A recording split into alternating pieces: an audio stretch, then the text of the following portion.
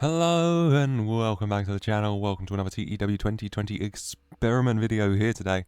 As today we roll the clock back to April 2019, WrestleMania 35 has just been and gone. Well, it's a very simple change in this reality. AEW is here.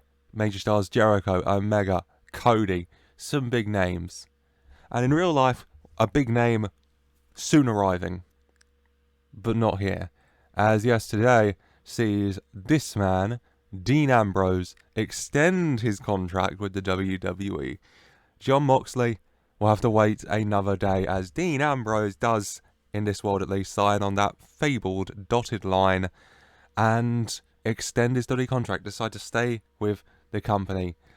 Meaning, this will be interesting for a couple of things. First of all, how will Dean do? 3 more years in WWE. 3 more years where, you know, we're going to go through the Thunderdome era.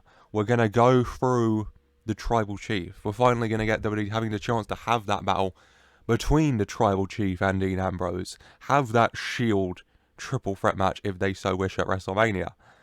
So a lot of interesting things on that department, but also for AEW. Jon Moxley, such an integral part of AEW, the second ever world champion, a 2-time world champion, the undisputed one.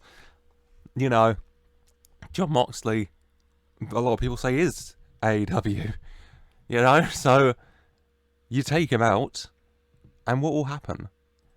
That's interesting. They don't even have any titles set up. I hope those stop. I hope those spawn. Jesus.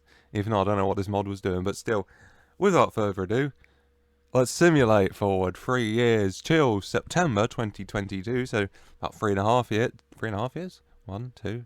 Yep, 3.5 years. And look to answer that question. What if Dean Ambrose stayed in the WWE?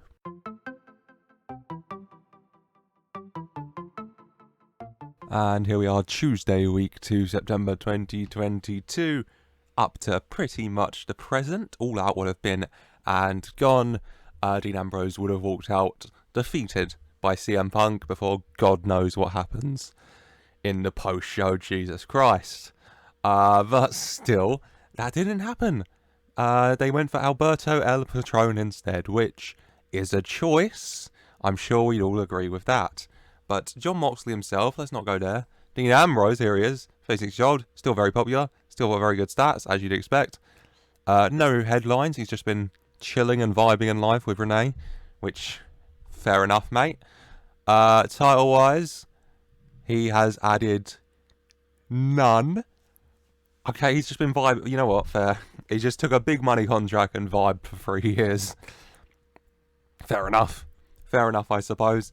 Let's have a look at his match history then. In 3 years, 127 wins, 41 losses. So in 168 matches, 127 wins. Very, very, very positive record. That's got to be in the 70% range-ish. Yeah. That is very solid. Jesus, Dean. Average rating of 71 is good. Highest rating of 94. Where's his 94 then? Oh, it's in his first year. There it is.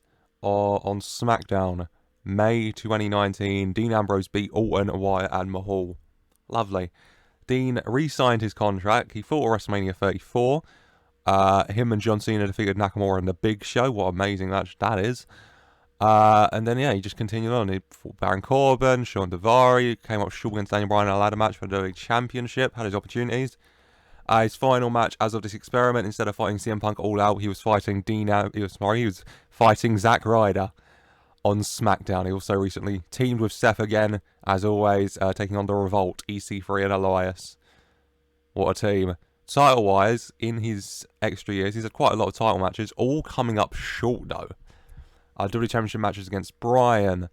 WWE Championship match against Roman Reigns, winning in a fatal 4-way with Bryan and Orton there as well. SmackDown Tag Title opportunity, teaming with Rey Mysterio, of course, against Orton and Bryan, of course. WWE Championship match with Batista. Batista came back and was WWE Champ, fair enough. And a lot of Universal title matches against Cena, Ali, Joe, Miz, Triple H, Balor. God, a lot. WWE effing up. What a pay-per-view name. What a pay-per-view name. Oh, that show had the famous Shield triple threat. Roman Reigns, Randy Orton, and Seth Rollins. That's the real Shield triple threat. Also a three-man band reunion. Kurt Angle and Bray Wyatt teaming up to defeat three-man band, aka Jinder and Drew, and the Usos in a cage. Wow. Wow, Dean Ambrose staying in WWE and just surviving, you know, using the name Dean Ambrose, putting people over in the title section at least. No, in the match section, probably. I'm not seeing any off the top of my head, but probably. But no extra titles to his name. Damn, he had a lot of chances, you know, losing to Cena, The Miz, I can get an idea for the Universal titles lineage just through who beat Dean Ambrose here. You can see Cena, and then a few months later, The Miz, a few months later, Finn Balor, you know, Samoa Joe. You can get an idea for its lineage. But no titles for Dean. That's interesting. Achievement-wise, he was in the Power 500. He was number 1 in 2019. So in 2019, he was the best wrestler on the planet. So there's that at the very least. And then a 39 in 2020, 54 in 2021. But he was the best wrestler in the world on that one occasion at the very least in 2019. Where is it? There we are. Bryan was 2nd, Reigns 3rd, Orton 4th, Devitt 5th. Fair. Let's have a look at WWE first. Shane McMahon's in charge now. Big 5 of Wyatt, Reigns, Joe, Cena and Lynch. Fair enough. WWE's in $47 million worth of debt. That is a surprising amount of debt for WWE, actually. They're taping their shows now, obviously, because of all the debt that Shane McMahon's put them in, I'll presume. Title-wise right now, if you're curious, it's Seth Rollins and Ali on top, which, fair enough there. There were no Rumbles in this mod, which is kind of weird. Let's just move past that one. EC3 is the US champ. God, those are the mid-card champs, of course it is. Oh my god, WWE, that's... AEW, what are they up to, huh? Tony Khan's in charge. Cody Rhodes is the booker still. A big 5 of Jericho, Pac, Omega, Jay Lethal, and Alberto El Patron. Jay Lethal oozes star quality. I'm sure we'd all agree with that. 3rd biggest company on the planet. Who's 2nd? NXT, who have more money in the bank than WWE do. WWE, AEW actually aren't in any debt. Title-wise, it's, God, the AEW Wonder Woman Championship, which Brandy Rhodes currently holds. Nyla Rose and Kylie Ray are both 2-time. Madison Eagles, Asia Kong, Ali. Fair enough. AEW's National Tag Team Championship, MVP and Puma, Pac and Shawn Spears, Nick Jackson and Colin Cassidy. The Young Bucks haven't held it, but Nick Jackson did with Colin Cassidy. MVP and Puma again, Cody and Sean Ricker, who is LA Knight. So Cody Rhodes and LA Knight Tag Team Champions, lovely. And now D'Angelo De Niro and Frankie Kazarian are Tag Champs. I'm sorry, the National Tag Champs. And now Primary, Secondary. So instead of the TNT title, it's the AEW Arena Championship. Which, okay. Nick Jackson as well. Was he the tag one as well? Matt Jackson's just not had a lot of fun in this world, has he? Nick Jackson was the inaugural Arena Champion. Then Puma. Puma has also won a lot of titles. So is that man. Sean Ricker, LA Knight, Arena Champion. Carlito showed up to win it for a bit. Lost it to Chuck Taylor. Lost it to MJF, who lost it back to Chuck Taylor. Chuck Taylor, a 2-time Arena Champion, losing to and then beating to win it back off MJF. What a feud Chuck Taylor and MJF must have had in this reality. And then instead of the AEW World Championship, it's the AEW Triple Crown Championship. No Dean Ambrose in the lineage, so of course they give it to Matt Jackson first. Matt Jackson actually did win a title. So Nick Jackson was the first TNT champion, and he won the national tag title with Colin Cassidy, Big Cass, Will Morrissey, whilst Matt Jackson was the first AEW Triple Crown champion. God, the EVPs put themselves over in this world, huh? He held it from April 2019 to May 2020, so he held it for 13 months, 14 defenses. He lost it to Puma. Puma has won every title. 2-time tag champ, 1-time arena champ, 1-time triple crown champ. Jesus, mate.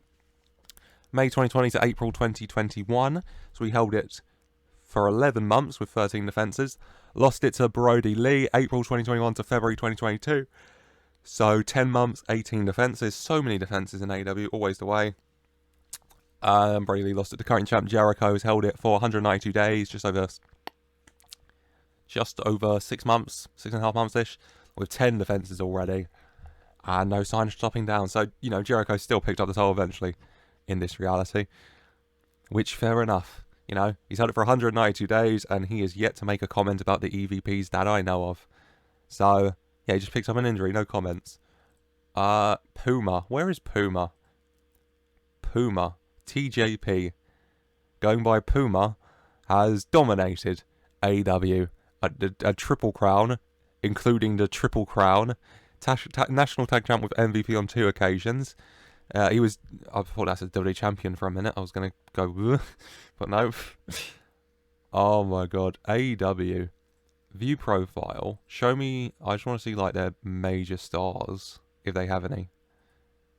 Alberto, Jericho, Lethal, Omega, and Pac.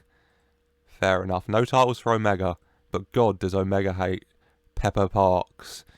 Because Kenny Omega had an affair with Ali. Alright, Kenny. Okay. Instead of AEW Dynamite as well, it's AEW Non-Stop Action. So they just yoinked TNAs. And instead of the T, it's AEW. So instead of Total Non-Stop Action, it's just AEW Non-Stop Action. Which is considerably funny. Stable-wise, the gang is Brody Lee, Jimmy Havoc, and Sammy Guevara, of course. And the militia is Chuck Taylor, Penta El Zero, and Ray Phoenix. This one makes the most sense, I'm sure we'd all agree. Tag team-wise, there's a lot going on here. I'll just go through these. The Epidemic is Cody and LA Knight's team names you're curious. Asia Kong and Nyla Rose, sure. The Grrr Girls, the Partners, Carlito and Sean Spears. The Stretchers, Adam Page and Greg Marsciolo. And the Urban Gladiators, MVP and Puma. The MVP and Puma are the Urban Gladiators. Okay. Okay. TEW. Okay. I just wanted to see one more thing, actually. Oh, God. The best show was an episode in July. The best match was Kenny defeating Jay Lethal on Bravado, a PE Premium Live event pay-per-view for a 95, and Pac and Omega defeating Alberto and Lethal on Non-Stop Action, also for a 95. So both of their best matches feature Omega beating Jay Lethal in some fashion, because Jay Lethal and Omega are both just that good. I'm sure we'd all agree. But that, I was trying to look at NXT quickly.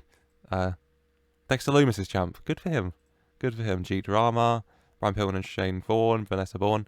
Lovely. That is going to be it for today, I think. Off traffic, I went a lot, but we saw how AEW was doing, how WWE's doing.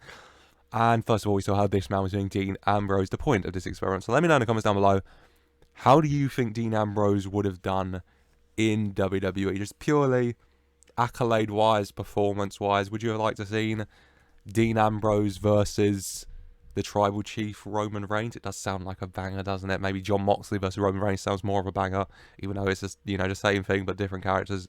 Changes a lot, I'm sure we'd all agree. How do you think he would do being written by the current WWE owner and head booker, Shane McMahon? I have to check. If Shane's in charge, where's the old man? He just passed away.